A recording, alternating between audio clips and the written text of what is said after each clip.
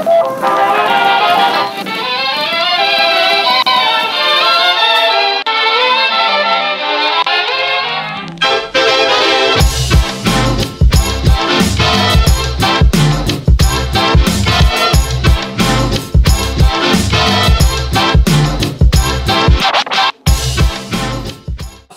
warahmatullahi wabarakatuh. Kembali lagi bersama saya Taufik di Skrider Channel. Apa kabar kalian? Semoga kalian baik-baik saja dan sehat selalu ya teman-teman.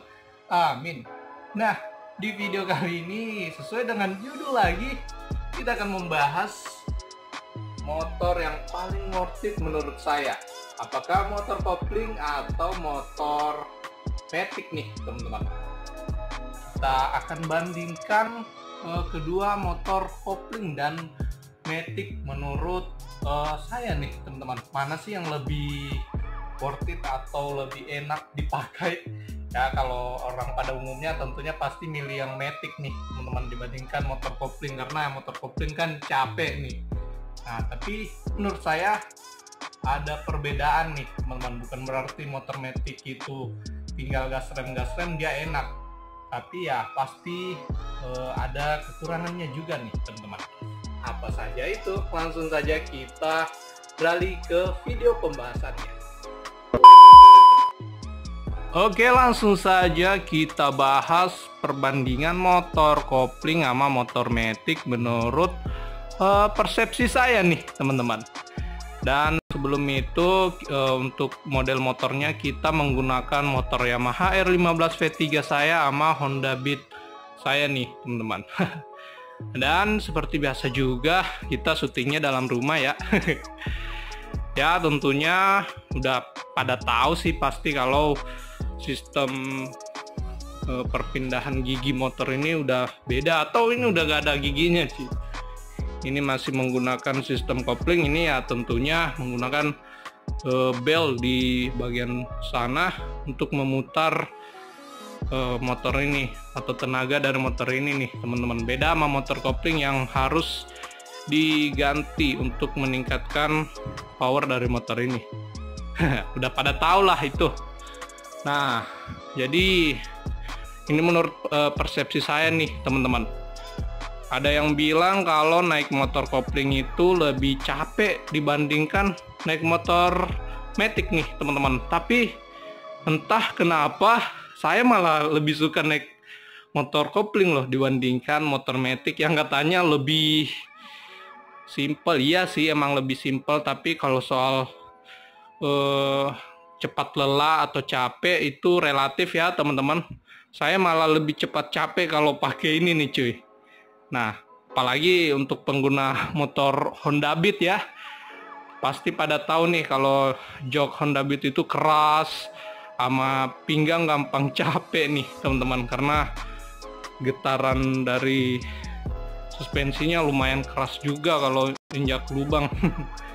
Beda sama Yamaha R15 V3 yang sering saya pakai juga nih keluar kota, tapi saya nggak pernah ngalamin tuh yang namanya pegel atau cepat pegel pakai motor ini.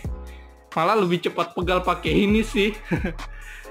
Ya mungkin karena ya joknya suspensinya mungkin nggak terlalu empuk sih, tapi kalau ada getaran tuh entah kenapa R15 V3 ini lebih smooth dibandingkan Honda Beat nih teman-teman. Sama getarannya tuh juga beda banget.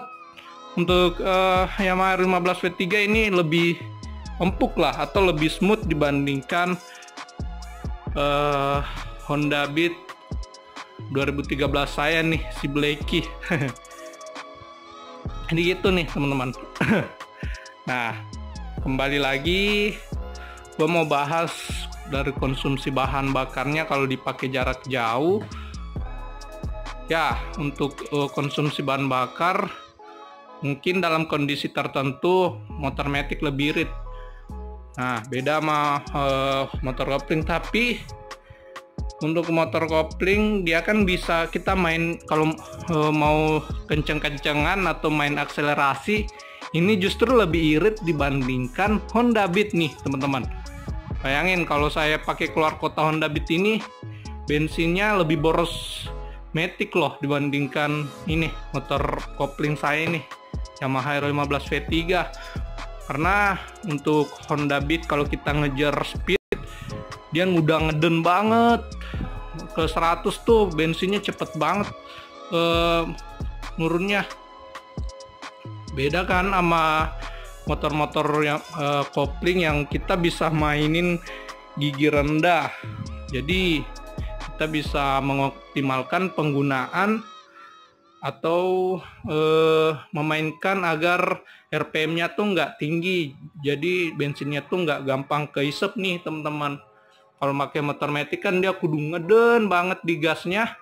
Nah, saat ngeden itulah motor matic ini bisa ngisep bensin lebih banyak dibandingkan motor kopling nih teman-teman. Itu pengalaman pribadi saya ya, karena kebetulan saya juga sering keluar kota dan ngebandingin konsumsi bahan bakar dari kedua motor ini nih. Jadi saya pakai Yamaha R15 V3 tuh lebih irit dibandingkan motor Honda Beat saya ini. Buset dah, ini sarung tangan ngajak ribut.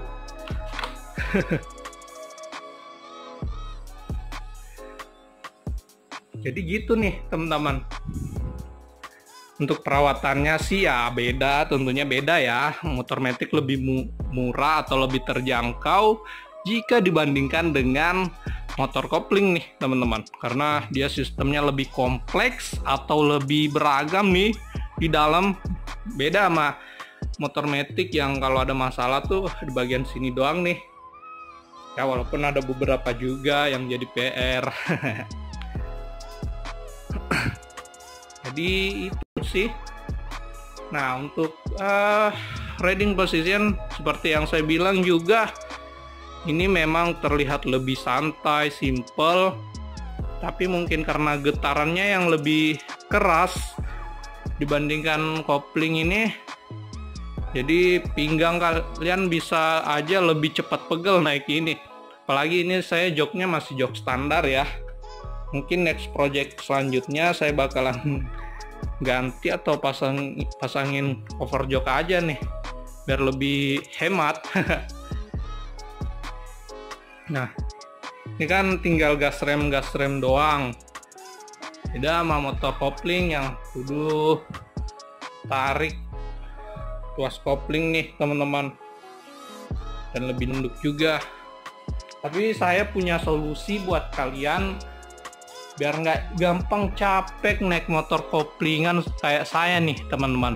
Saya itu sebenarnya punya kunci, karena sering ditanyain, kok lu kuat banget bawa motor kopling, apa nggak capek tuh. Nah, ini bukan saya mau ngiklan juga sih, cuma sekedar sharing-sharing tips and trick nih. Nah, biar nggak gampang capek koplingan tuh saya sebenarnya sering make ini nih teman-teman. Ini saya nggak ngiklan ya, cuma ngasih tips. Ini saya pakai ini hand grip ya, namanya sama hand grip juga kan, ini pegangan tangan kalau di bahasa Indonesiain. Kalian bisa pakai hand grip biar tangan kalian tuh kuat, apalagi kan ini keras dan bisa diatur juga nih. Ini saya pakai, aduh burem banget lagi. Saya pakai yang 60 kilo nih teman-teman. Ini bisa diatur sih dari 60 bisa sampai yang terendahnya itu 5 kg. Kalau kalian baru make ini, kalian pakai 5 kg aja. Kalau udah pro atau udah sering, kalian bisa pakai yang 60-nya nih. Ini kan 60. Di sini kalian bisa tentuin udah berapa kali nih kalian neken. Jadi kalian bisa pakai ini biar tenaga kalian saat naik motor kopling itu kuat ya teman-teman, atau nggak gampang capek. Jadi itu sedikit tips and trick kalau mau kuat naik motor kopling, kayak ya pengalaman saya sih. Nah, untuk apa lagi ya, rasa itu aja sih, ini udah lengkap banget. Jadi menurut saya nggak selamanya motor matic itu enak ya teman-teman, tapi untuk kemana-mana angkat-angkat barang tentunya motor matic itu lebih simpel dibandingkan ini motor kopling. Karena kalian lihat dah, Ini mau ditaruh di mana cuy barangnya? Ya minimal kalian pakai ransel atau pakai jaring nih di sini. Tapi ya walaupun ini udah lengkap, cara bawa barangnya ya tetap lebih simpel motor matic lah. Ini saya pakai motor matic, sering taruh semen, galon, gas nih di sini. Jadi motor Honda Beat saya ini benar-benar motor tempur banget nih teman-teman. Jadi ini dipakai harian untuk ke pasar dan lain-lainnya, karena motor ini tuh juga terkenal badak banget. Ini motor sebenarnya motor emak saya ya. Emak saya nih yang sering pakai motor ini. Saya sih pernah rencana mau ganti nih, mau ganti NMAX atau Aerox, tapi dilihat dari segi fungsionalnya Honda Beat ini lebih fungsional nih teman-teman. Soalnya Aerox itu sama NMAX kan nggak ada decknya kayak gini nih teman-teman, jadi nggak bisa naruh-naruh barang. Apalagi saya juga sering bawa-bawa barang yang banyak ya, kayak galon lah, beras lah, pokoknya buat sembako lah istilahnya. Oke, itu aja sih teman-teman. Kalau kalian punya pendapat juga, kalian bisa komen di kolom komentar ya. Dan kalau kalian suka dengan videonya, jangan lupa like video ini. Bantu saya dengan like video ini nih teman-teman. Jarang banget yang like video saya cuy. Jadi saya bikin videonya ya sesuka, nggak ada semangat gitu juga, karena view saya juga menurun banget nih. Nah, dan yang paling utama untuk mensupport saya, subscribe channel ini agar saya bisa lebih konsisten lagi membuat video-video tentang motor dan otomotif lainnya nih teman-teman. Sekian, I'll see you in the next video. Terima kasih sudah menonton. Bye.